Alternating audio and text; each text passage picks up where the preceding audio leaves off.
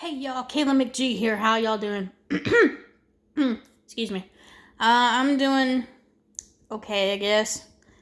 Alright, let me just get straight to the point. Honestly, I am kind of sad. Not like a really bad sad, but just kind of, you know. I'm not exactly depressed, but I'm not exactly sad, and I'm not exactly down in the dumps, but I'm not exactly a stick in the mud either. That last part was a joke. Anyway, but, I just got done video chatting with my boyfriend, Andrew Palmer. Hold on. Y'all know him as Andrew Palmer on YouTube, and, well, a coworker of his passed away yesterday, and he's kind of in a slump. But I helped cheer him up, and, it got me thinking, along with a video I just finished watching, it got me thinking about something. But I'll explain what video it was. It was Mr. Darman's video. He just posted it. If y'all haven't checked out his YouTube channel, go and check it out. It's very inspirational. And once you start watching them, it'll be kind of hard to stop. But how you spell it is Dahrmann.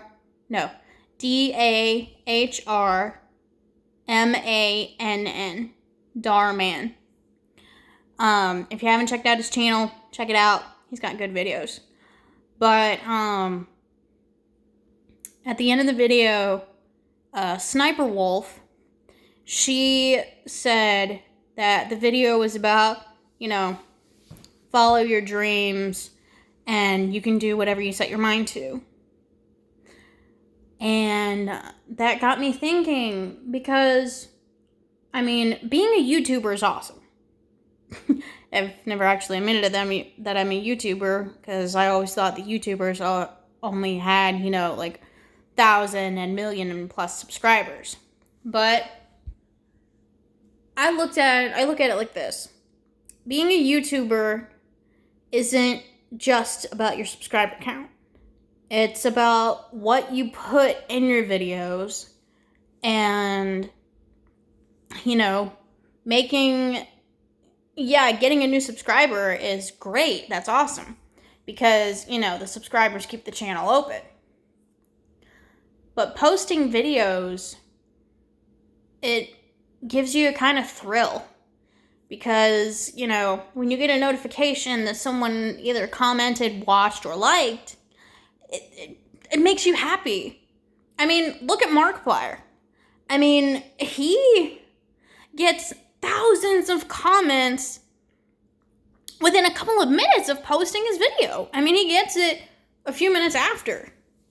And that must make him really happy. And plus, he's a hilarious dude. He is hilarious. I'm also happy that he's out of the hospital, that he's healthy now, that he's okay. And Mark, if you do get a chance to see this video, I'm happy that you're out of the hospital and that you're okay now. I just saw your most recent video. You're awesome. Also, guys, I highly doubt that Mark will ever see this, or if he's subscribed to my channel at all. But anyway, back to what I was saying about how I'm sad, sort of. God, my hair's a mess. I haven't gotten my shower yet. Anyway, I'm bouncing from topic to topic. Pardon me for that.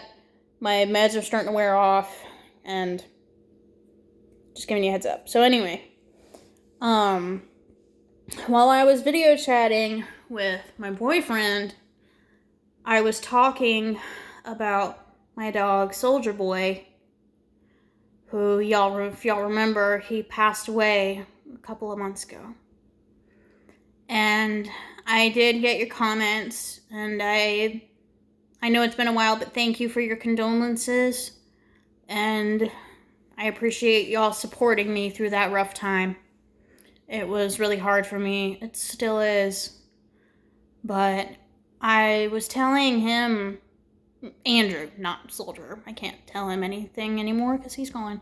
But anyway, I was telling Andrew that, you got to think about it like this. Because his colleague, his supervisor, had cancer.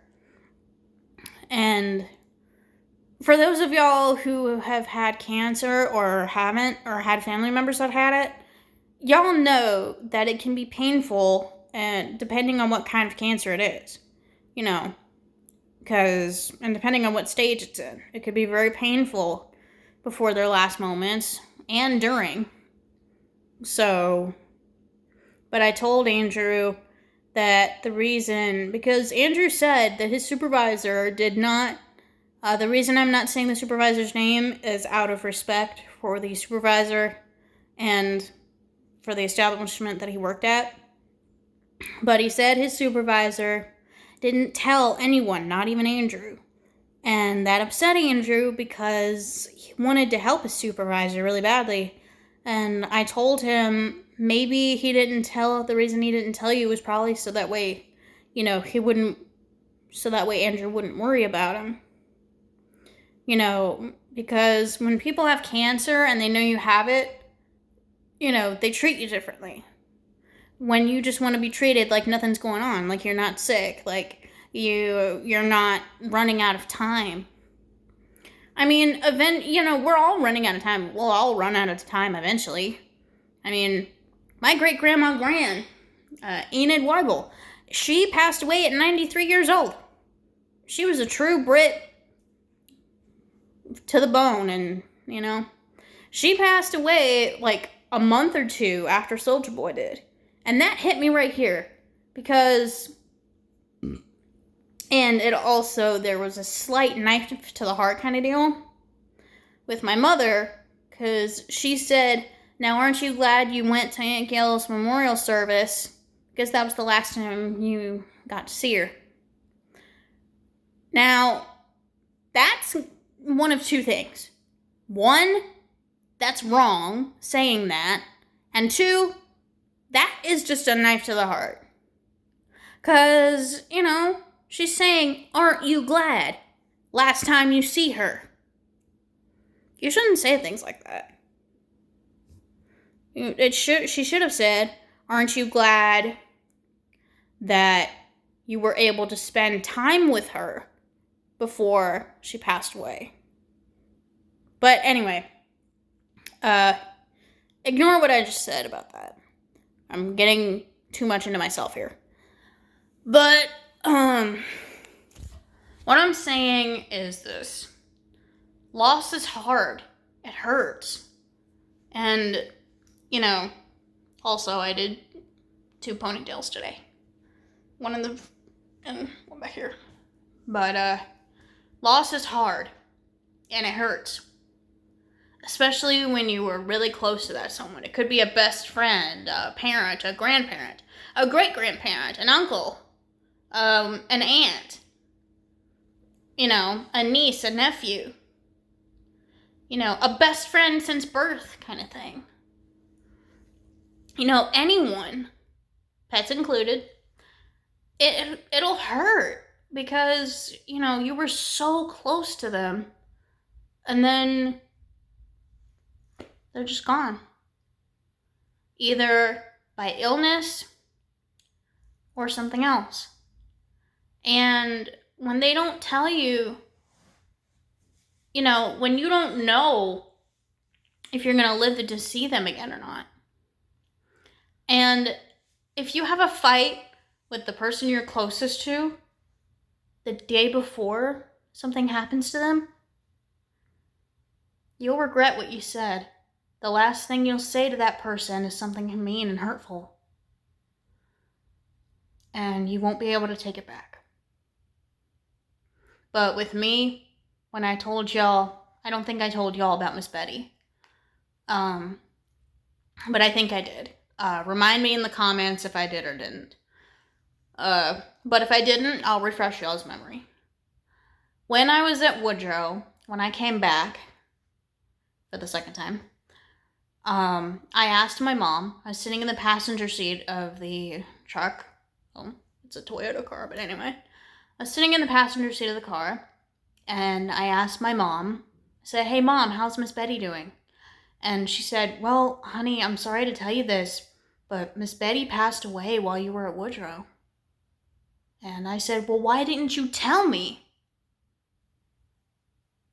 I wanted to know." And she said, "Well, I wanted you to focus on your studies, and I forgot."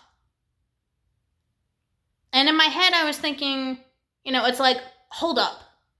How do you forget to tell your own daughter that a very close family friend that I had known since I was a little girl, how do you forget to tell, how do you forget that? How do you forget to tell your own kid that a family member's died?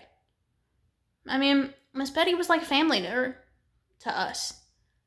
But the thing with me, like I said, the last thing you'll say to that person, the last thing I said to Miss Betty, the last time I saw her, I promised her that I would bring my mom to see her. And it still hurts me to know.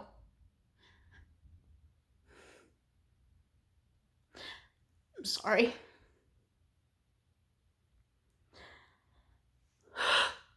It still hurts me to know that I never got to keep that promise.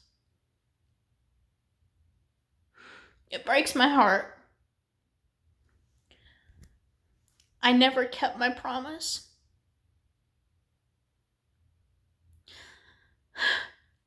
And it still hurts, but at least Miss Betty died thinking that she would get to see my mom again. But sorry, guys. Miss Betty was like a grandma to me. She had known me since I was like maybe 3 or 4 years old. So it was hard. But anyway, just remember, treasure the ones that you love. Treasure your loved ones. So, on a more positive note, this is a new Bang flavor. I think it was cherry lemonade or something. So, oh, that's good.